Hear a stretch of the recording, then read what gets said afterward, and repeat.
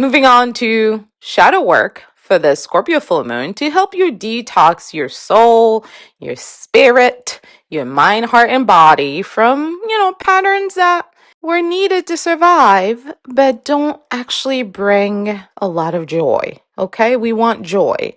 We don't want burdens that we don't need to carry. All right? So the first piece of shadow work is going to be around this identity of being the survivor. This is a huge theme of every Scorpio client I've ever had. Sun, Moon, or Rising, Mercury, Venus, and Mars. If you have Scorpio in any of these placements, I know that you know what I'm talking about. Who you decided you had to be to get through something really tough that you went through, and how that identity has quietly become a cage is what you're being called to examine. Am I still acting as a version of myself built for a crisis that is over? That's the question. Are you still in the crisis, or was the crisis back there? Scorpio rules psychological armor. This full moon is asking you to examine whether your protection is truly a protection or if it's a prison. Shadow work number 2, the control wound. Pluto square separating means that control has already been confronted. Something was taken, something shifted, something dismantled without your permission. The shadow period here is the belief that if you manage everything tightly enough, you can prevent yourself from losing things. And that's a lie because you don't control the universe. The invitation here is to find where that belief still operates beneath your conscious awareness. Where is it inside of your body, in your relationships, in the way you deal with money, in the way you deal with intimacy in your marriage, in your behavior? How much do you allow yourself to need people?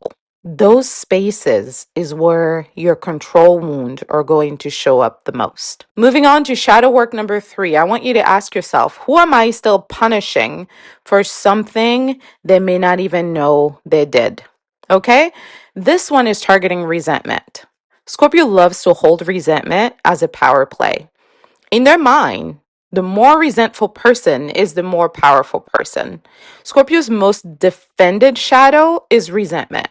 And they reframe it as discernment, protection, strength. Scorpio loves posturing with their wounds as proof of their survival. The full moon is going to highlight the difference between having a genuine boundary and having a wound that has turned into a weaponized worldview. Shadow work number 4. Ask yourself, are you protecting yourself or are you sabotaging your relationships? Intimacy avoidance is a huge issue for Scorpio energy. And what's funny is the Scorpio mind tricks, the Scorpio dominant person with this energy into believing that intimacy avoidance is actually like a high quality standard of life.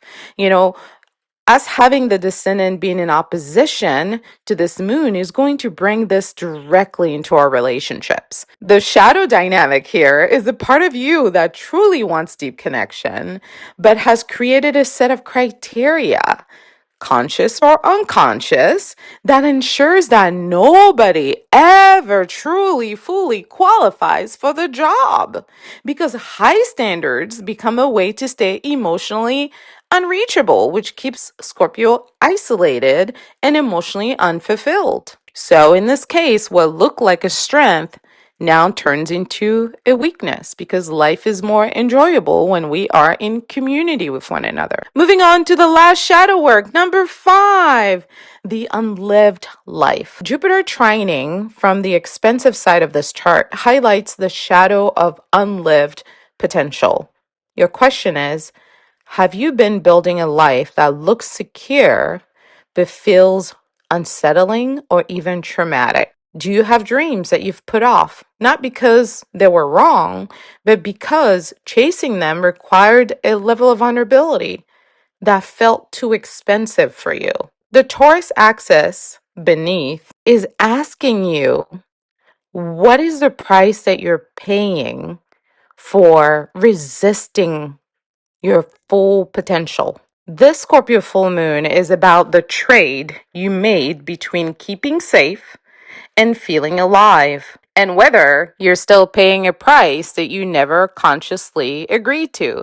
It's kind of like you have this set up on auto pay and you forgot about it and it's still going and it's actually not benefiting you anymore, but you have not realized it yet. So the universe is asking you to do the shadow work so that you can ask yourself if this quality of life that you have is sufficient for you. Does he make your heart full? Does he make you feel connected to other people, to new friendship, to new social connections, to people who are aligned with your values? That's the shadow work. It's not dramatic, it's not performative, it's just honest. It's just honest.